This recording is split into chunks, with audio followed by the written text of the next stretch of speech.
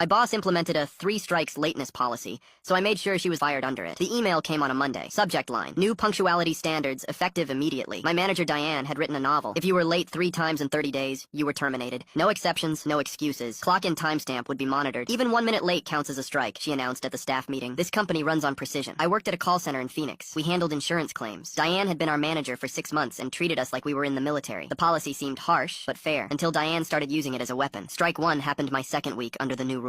I clocked in at 8:01 a.m., literally 60 seconds late because the parking garage elevator was broken, and I had to take the stairs from level 4. Diane was waiting at my desk. That's strike 1, Jeremy. I suggest you leave earlier. The elevator was not my problem. Plan better. Strike 2 happened because Diane changed the staff meeting time from 9 a.m. to 8 a.m. without updating the shared calendar. I showed up at 8:07 a.m. after she'd already started. Strike 2. You should have checked with me personally. You didn't update the excuses don't change timestamps. I watched it happen to everyone. My coworker Anita got strike 3 when her diabetic son had a medical emergency, and she stopped to call 911. She was 12 minutes late. Diane fired her anyway. Family emergencies should be planned for in advance, she actually said. Marcus from accounting got fired when a city water main burst and shut down 3 highways. He was late with 50 other employees, only he got strikes because Diane didn't like him. I started arriving at 7:30 a.m., a full 30 minutes early. I'd sit in my car until 7:55, then walk in. My hands would shake every morning. My stomach hurt constantly, but Diane wasn't done. She started scheduling mandatory meetings at 7:45 a.m., didn't tell us until 10 p.m. the night before. If you missed it, you were marked late to work. This is insane, my coworker Priya whispered. She's trying to fire people. 3 people got terminated in 2 weeks, all for lateness strikes. All because Diane kept moving the goalposts. I was at strike 2. 1 more and I was done. I couldn't afford to lose this job. I had student loans, rent. I started having panic attacks every morning. Then Diane made her mistake. She scheduled a sunrise leadership workshop for 6:30 a.m. on a Friday,